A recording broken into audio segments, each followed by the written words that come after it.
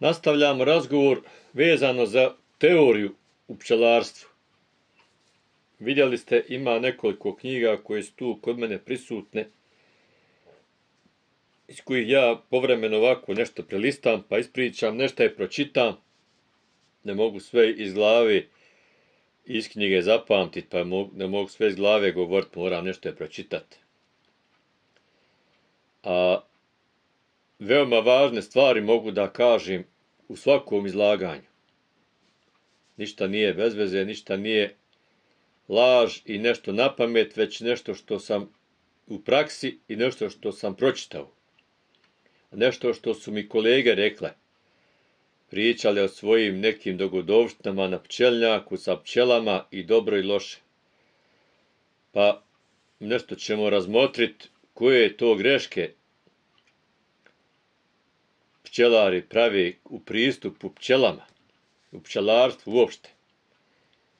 Kaže da je mnogo lakše naučiti kako se pristupa košnici nego pčelarstvu i organizaciji pčelarenja. Što kaže košnici se prilazi uvijek ozada. To je osnovno pravilo. Odsustvo ljubavi prema pčelama, nemar i pohlepa, vjerovatno su najteže greške u pristupu pčelarstvu. Ko se ne slaže s tim, može ići kući. Iz njih praktično proizilazi i sve druge te greške. Nedovoljno znanja o pčelama i tehnologiji pčelarenja je česta pojava kod naših pčelara. I mene i svakog drugog. Također, mnogi su uporno se drže neki zabluda i svoj metod proglašavaju za najbolji, a sve ostale za pogrešne. Iako ja nekad nešto uradim, kaže ovaj ne valja, onaj viče valja, onaj kaže. Znači ima neko svako svoje i on se drži toga, pa tamam to bilo da i ne valja. Ali on se drži i dalje toga i radi tako i uporno objašnjava da je to dobro. Iako nema napretka, vjerovatno krije šta radi, tamo mi ne znamo. Svaki pčelar ne dozvoljava pristup svom pčelnjaku. Ja svoj pčelnjak redovno objavljujem i ono što radim objavljujem, ne krijem ništa. Ja prihvatam greške, ako sam nešto pogriješio, ja volim da znam da to popravim. Zato imam, pa mogu reći, 3 mentora. I još nekih kolega od kojih uzmam savjete, pa tako nešto ja tu ukomponujem da to bude da valja. Nešto se pročita, nešto se vidi na internetu. Iako ne znaš ti sad baš ono na internetu, može se servirati nešto drugo, a da kaže da je dobro. Tamo sad nema šta nema. Može se nagoditi kako god hoćeš. A dosta je slučajeva da se pčelari ne trude da shvate zakonitosti razvoja pčeljnih društva. Da bez ikakvih kriterijuma i često naopako usvajaju tuđe metode pčelarenja. Znači, olako prihvate i tamo kad izgubi nekoliko društava ili izgubi maticu, jednostavno ne ubaci je kako treba, onda ili kaže ne valja matica, ili kaže ovaj nije dao maticu koja je sparena, prevario ga. Svašta sam ja sve toga naslušao, ništa ja ne izmišljam, ovo sam sve čuo od kolega. Kako odmah na drugog nekog serviraju, bacaju, a možda oni su krivi, nisu kako treba ubaciti tu maticu, da li treba sačekati, da li treba taj feromon da nestane iz košnice, možda su one ubacile matičnjake, izradile, ti došao, nisi jedan matičnjak našao da ga pokidaš, šta znaš, šta se sve može desiti. Nemoj krivi druge, prvo kreni od sebe. I neki minimum znanja se mora posjedovati bez obzira na broj košnica. Iako neko kaže, ja 30 godina pčelarim, ja znam sve. A ne možeš sve znat, ono što si nekad znao nisi dovoljno koristio poslije. To je zlapi. Ti si već sad promijenio to, nije kao što si onda znao. Mijenja se. Ne možeš biti ti najpametniji, nema veze koliko si ti pčelar. Ti trebaš da se obučavaš non stop, da napreduješ. i onda si dobar. Da obnavljaš gradivo, znači, obnavljaš gradivo kao što oni nastavnici, profesori, stalno učenicima moraju kljukat nešto. Sad mi u ovim našim situacijama moramo biti mi ti nastavnici, profesori, svako za sebe. Ne smije niko biti učenik. Onaj ko je učenik, on će stalno griješiti. Jer on, ako nije naučio, dovoljno mora pogriješiti, jer zato što ne zna. I onda se mnogi prave pametni, a kad izgube društva, onda se ušute, onda kupuju kriomice društva. Svjedok sam toga, gdje je kolega drugog ljagao, kad je izgubio 6 košnica, a njemu se desilo da je izgubio 20. Iste te godine. I otišao je dole u Hercegovinu da kupi sebi te košnice brzinski, da dovuče, da se ne primijeti da je on gubitnik. I ljagator, bezvezni. Tako da trebate to imati u vidu, nemojte druge ljagati. Pomozi mu ako možeš. Nemoj ga omalovažavati, pomozi mu. I svako, i onaj iskusni, treba da se malo s kolegama konstatuje, sa također iskusnim kolegama, da nešto razgovara, da onome što ne zna da mu kaže, kako si ti ono odradio, je li dobro bilo? Kako je bilo, jel si znao, hoćeš da ti pokažem? Svako pokazivanje, to je dobrobit za tog pčelara koji je to učinio, a možda će dobiti nagradu nekakvu, jel ne zna se nikad, od onoga koji mu je pokazao to nešto. Ili neko veliko poštovanje i to se sve, onda ga poslije hvali, ovaj čovjek je valjao meni, on je veliki pčelar i veliki znanac. Aljkavost i nemar ni u kom slučaju nisu odlike dobrog pčelara. Obraćanje pažnje na detalje, estetsku stranu, zanemarivanje suštine je također velika greška. Zbog nedostatka novca, vremena, drugih razloga, pčelari često ne uspiju da urade i neke važne poslove. Mnogo je važnije da svi radovi budu obavljeni kako treba i na vrijeme, pa makar to i ne bilo savršeno, nego da pojedine radove obavljamo najbolje moguće, a druge da, naravno, propustiš, ne možeš ti sad sve, ali da uradiš ono što najbolje. Nedostatak ikakvog planiranja i preveliko planiranje, komplikovanje metoda rada ne dovode sigurno do dobrih rezultata. Tu, kad zakomplikuješ, ne znaš ni gdje si, ni šta si. I držanje društava na minimum hrane ili čak sa nedovoljno hrane za normalnu aktivnost je jedna od najtežih grešaka. Ne mora to biti da je zazimljavanje, to može biti i u toku godine pred pašu, nekakvu ti si nešto si vrtio tam, pribacivo, ili si možda i vrcao i ostavio si bez hrane, taman kad je trebala paša da bude, one su oslabile. Onaj kaže, ja sam vrcao, ne znam, 10. maja. 10. maja, neki dan sam pročitao, neko je vrcao 10. maja, možda je vrcao taman pred pašu Bagremovu ili tako nešto, dobru pašu. Šta je izvrcao, ne znam. Ja nisam nikad tako rano mogu izvrcat, nemam šta izvrcat, jel? Možda bi ja imao izvrcat nešto malo po 300-400 grama sa svake košnice. A šta će onda njima ostati? Ništa. A u pogledu prihranjivanja pčelari često griješe ako to obavljaju kasno u jesen i iscrpljuju pčele. To je stalna tema i mnogi se sudaraju sa razmišljanjima. Jedni kažu ovako, jedni onako, daj pogaču, ne daj pogaču, daj prihranu, ne daj prihranu, kasno je.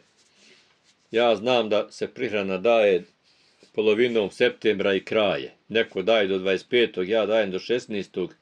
To sam negdje pročitao, ja se toga držim. Eto, ovi neki sad pomakli su na 25. septembar, pa možda i kraj septembra, nije bitno tamo vamo koji dan. I znači, to je otprilike to vrijeme dokad se nove pčele legu i izlaze možda već. I šta će poslije biti? Te nove pčele, one ne bi trebali da se zamaraju. I oni koji poslije toga septembra daju pogače, naravno da će da zamore te nove pčele i mnogi od njih neće da prežive do proljeća. Neki su već, evo sad, onaj kaže ja imam 3 ulice pčele, 3 rama pčele, 4 ulice, 5, hajde 5, 6, to je sad u ovo vrijeme tamam, otprilike.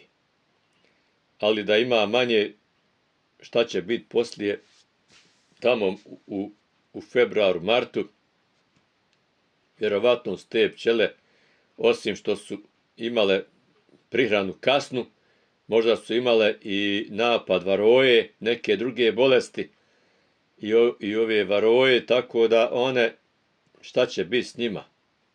Da li ima matica uopšte? I tako dalje. Da ne pričamo da li imaju dovoljno hrane, ako je taj pčelar nekakav valjkav, znači možda nemaju ni hrane dovoljno, on će opet njima dati pogač i sve će držati na pogači. Do proljeća koliko će ostati šaka pčeli ili ništa, ako bude jaka zima nema od njih ništa, ali tako. Tako da, šta ja znam, to bi trebalo, ako imaš te pčele, onda i drži kako treba. Ili daj nekom ko će praviti se s njima kako treba, a tebi će davat, kako kaže nekakav česim, možemo ga nazvati, jel tako? Pa šta? Dao si 10 košnica, očekuješ da ti neko da sa svake po 2 kile dostati. 20 kila meda, pa i to ti je 500 maraka rane. Šta hoćeš? Tako da dobrom pčelaru možeš dati pčele, nek vozi gdje hoće, nek on uzme sebi med, nek tebi donese sa 10 košnica 20 kila i ti ćeš biti zadovoljan, nisi izgubio ništa, dobivaš to redovno, šta te briga ovaj šta radi. Ima, i to sam viđao, iako to većina ono ko ja ću više imati, ja ću se brinuti, ali na kraju izgubi mnogo izgubi. Neki nisu vrcali godinama. Znam pčelare koji su imali pčele po 5-6 košnica, 3-4 godina nisu nikad ni kile izvrcali. I na kraju sve batali, sve uginule pčele i tako dalje. A sve su radili po nekakvim pravilima, nečim, ne znam ni ja čim, ja govorim njima, nemoj ovako, de ovako. Mi imamo mentora, ovako je rekao. I poslije toga su ti dečki izgubili te košnice, nisu nikad ništa izvrcali. Tako da, zato ja se trudim da imam, evo, 3 mentora. A svaki od njih će reći nešto lijepo, pametno i svi su iskusni, dobro iskusni, dobrih godina imaju staža u pčelarstvu. A ne znam, eto, dalje, da još nešto kažemo u vezi ovoga, nisam ni dokle došao, puno sam se ispričao. Trebamo još napomenuti, na primjer, da držanje slabog pčelinjeg društva je neekonomično i veći su troškovi njegovog održavanja nego korist. Međutim, nukleuse sa mladim maticama ne treba smatrati za slaba društva. Ja sam 2 godine prezadnji onu tamo imao u nukleusu mlade pčele koje su bile poslije iz proljeća izašle veoma jake pčele i veoma dobre pčele. Sa 3 rama legla, sa 3 rama pčeli. To je poslije preživilo zimu, imale su hranu i bile su jako jake na proljeće. Tako da ne mora to biti da ti imaš 3 rama pčelije, da je to loše, da to treba sastavljati sa nekakvim pčelama. Hoću još da kažem, jučer sam čitao tamo u nekom udruženju, nije udruženju, već na nekoj tamo stranici Facebook, kaže, sastavio je loša društva i nisi tu ništa napravio. Evo sad tako kaže knjiga, a i pčelarstvo i stari pčelari kažu loše društva sa lošim društvom. Ništa nisi napravio. Znači nemaš nikakve koristi. Uvijek se loše društvo odozgo sastavlja sa dobrim društvom koje je dole. Znači, gore stavljaš loše društvo, dole dobro, staviš novine, 2-3 novine izbockaš i ostavi tako. I ne boj se, one će riješiti dalje. A loše i loše sastaviti, ništa nisi učinio. nemoj džaba to dirat, bolje ti ostaje pa šta bude na proljeće, kako god da budi.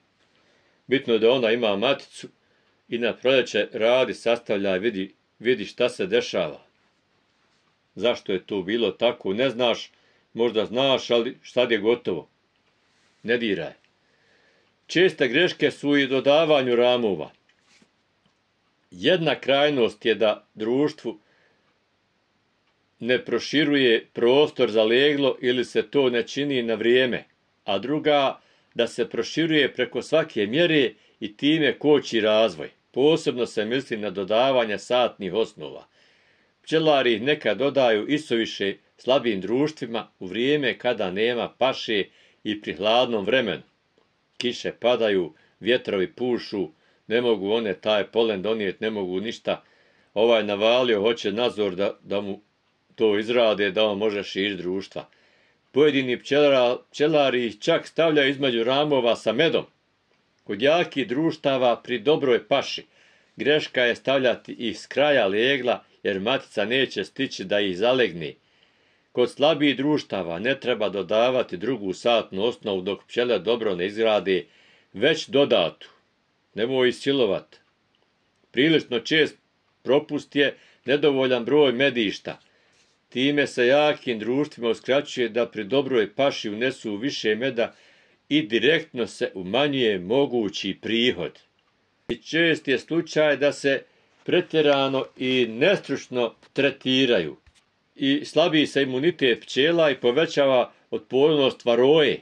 Greška je ako se pri davanju lijeka ne prati njegovo djelovanje i efikasnost. Znači, kad god si to radio, neko će za sat već da vidi da se desilo djelovanje, neko će doći sutra pa će da gleda. Ili prekostra, ili kad dođe treći dan ako je varolik, zavisi šta je uradio, ako je varored, znači za 7 dana ne moraš prije dolaziti, kad opet treba dneš raditi, a možeš dolaziti svaki dan viriti na podnjači šta se dešava. A greške pri pregledanju košnice su najčešće zbog uznemiravanja pčela suviše čestim pregledima i zbog opasnosti da se izazove grabež u bespašnom periodu. Ti stalno otvaraš, dođu onaj miris, ona nevjerovatno nadaleko osjeća taj miris. Pa zato ona zna gdje ima dobra paša, što ima miris tamo negdje na 600 metara na nekoj livadi namiriši i ode tam donese.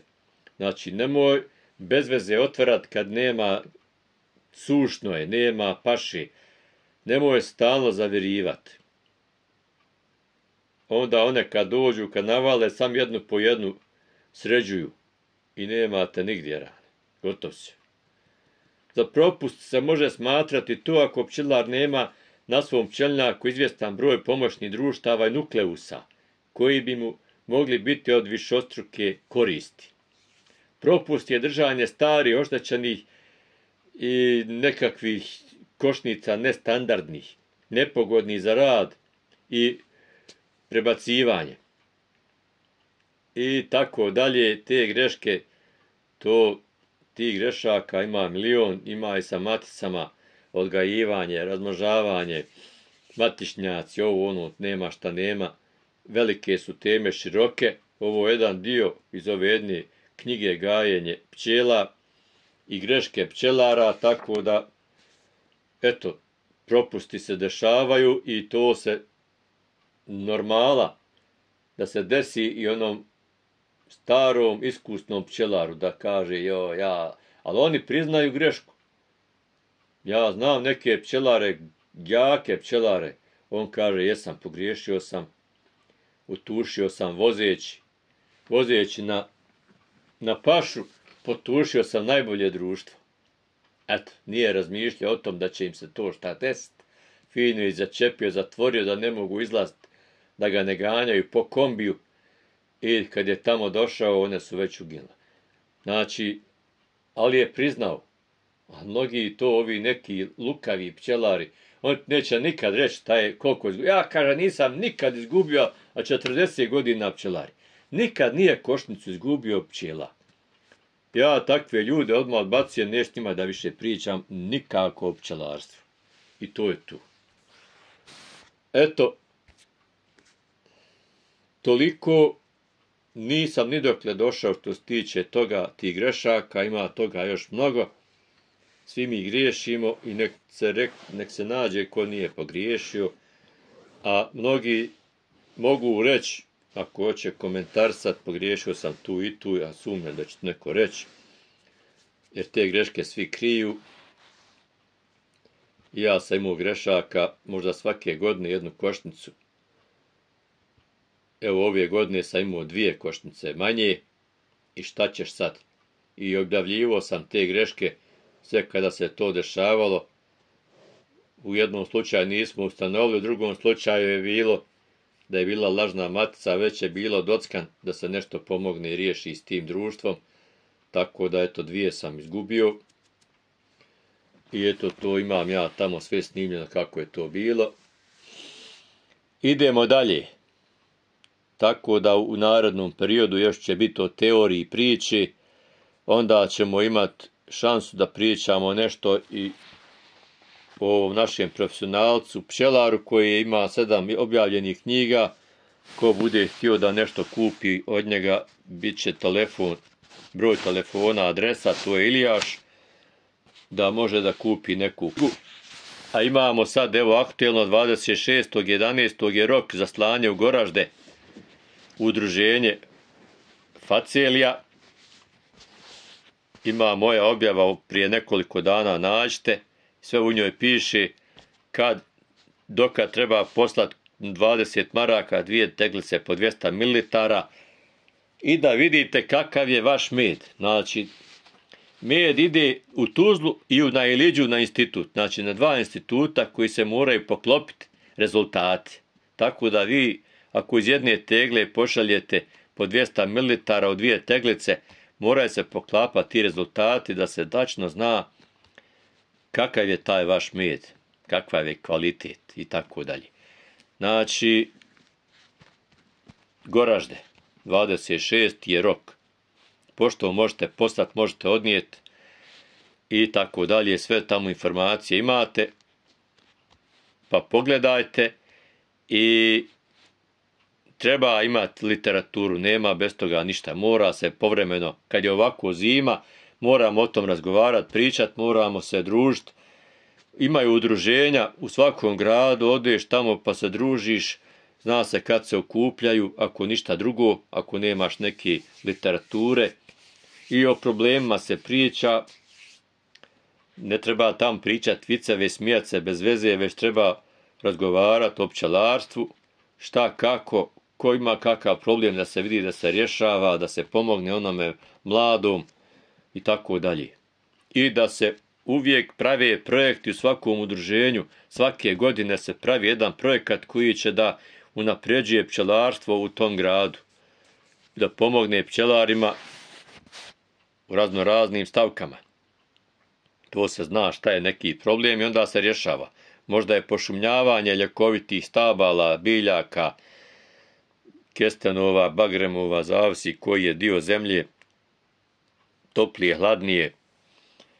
I nabavka košnica, ne znam ni ja šta, treba pomoć nekakva da pčelari dolaze u to udruženje, da se širi druženje, da se prijave oni koji nisu prijavljeni, da to privlači njih kad vidi da ima neku korist, on kad vidi da nema tam ništa za njega i da se tamo nekakvi uvalili, nekakvi da neće da pričaju ni s kim, da se nešto foliraju, ti predstavnici udruženja, onda tu nema, niko ne ulazi u to udruženje. Niko. Dođe 2, 3 i haj zdravo. A od na primjer 100-150 pčelara dođe njih 2, 3, 5. Znači tu nešto nije u redu u tom udruženju. I to treba udruženje da skoči i da projektima privuče svoje pčelare, da to bude pravo udruženje od kojih će pčelari da imaju koristi. Eto, to je to.